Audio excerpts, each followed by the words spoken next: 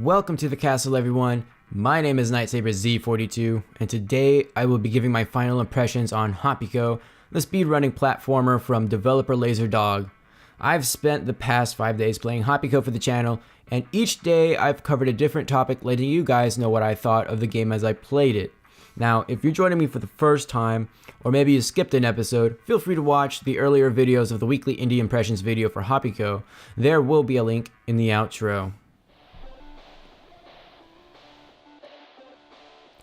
So, what is HoPiKo? Well, HoPiKo is a speedrunning platformer game. That tells us a lot. But an evil virus has corrupted your old retro gaming console, kind of like the old retro Nintendo, and you are the antivirus that will stop it. The basic premise of the game is that your character hops from platform to platform while avoiding obstacles and death, but achieving the fastest time possible. Fast and precise. Okay. Well, there are also Game Boys to collect in each 5-stage run, and they will unlock bonus stages, which change the flow of the game. Alright, well that tells us a lot about the game. Well, let's talk about what really worked for HoPiKo. The first point is the visuals. Each world has its own color scheme, and some of the 5-stage runs also have a retro Game Boy look, which really adds to the flair. Despite the color scheme, each level looks really sharp as you move quickly from platform to platform. There is also a variety in obstacles. Each world introduces a new mechanic to exploit. So far, I've seen platforms that flip, regular platforms, moving platforms, lasers, homing mines that will wreck your day, rockets that shoot up really fast, and of course the virus enemies that will straight up annihilate you. Then we have the bonus stages, which change up the gameplay even more. In a bonus stage, you drive around in a little car while avoiding the obstacles to get to the end. This change of gameplay is much needed from the repetitive nature of the game. In addition to bonus stages, a hard mode, which allows you to do 50 stages back to back times like 50, and a speedrunning course, all of which can be unlocked by just playing the game and collecting everything. And then there's the music. The music is a techno synthwave kind of mix, which like you would expect from a game about a game. New music is unlocked by completing stages, and you can even pick and choose which music that you're listening to while you're trying to beat your own time. Now that we got the good stuff out of the way, let's talk about what needs work. First and foremost, the controls. As I was playing HoPiKo for the past few days, I noticed two recurring necessities that were lacking. The first is the control.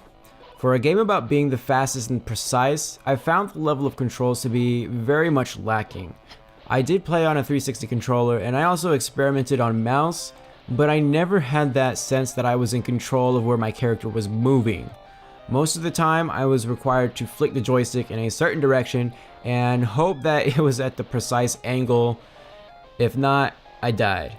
In fact, most of my deaths happened because the game required me to be very precise in a split second, and it just wasn't working. The second thing I noticed was the difficulty curve within each 5-stage run.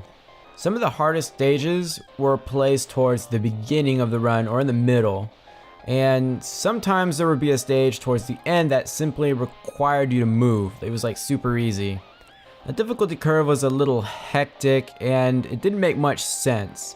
The only exception was World 3, which I thought provided the best in terms of the difficulty scaling, where the easier levels were in the beginning and the big challenge was at the end.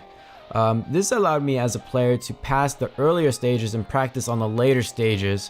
If I should have died like on that 5th stage, then I could go back to the easier stages and maybe try to do a little bit better, or maybe break my own time or collect the Game Boy that I might have missed before. In Worlds 2 and 4, it felt really off. Like the hard stuff was at the beginning, which created a barrier that I only got through if I was lucky.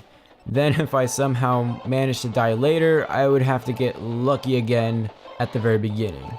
The best comparison I could come up with is in World 4, one of the earlier stages, when you're using rockets to go along a path. and you have to actually make your guy jump to the right at a very narrow angle that would just avoid a virus. And yeah, it didn't work for me like 95% of the time. Overall, HoPiKo is a fun speedrunning game, if that's your kind of game. Even though I don't fall into that category, I still had fun trying to unlock the bonus stages and completing them after going through the repetitive normal stages. The visuals and music really stand out, where the controls ultimately need a little bit more fine tuning. I hope you found this final impression video helpful. If you did, feel free to give this video a thumbs up and leave a comment down below telling me what you think. If you want to see more of my content, like my other weekly indie impressions video or my daily Afterbirth Plus runs, then please subscribe to the channel.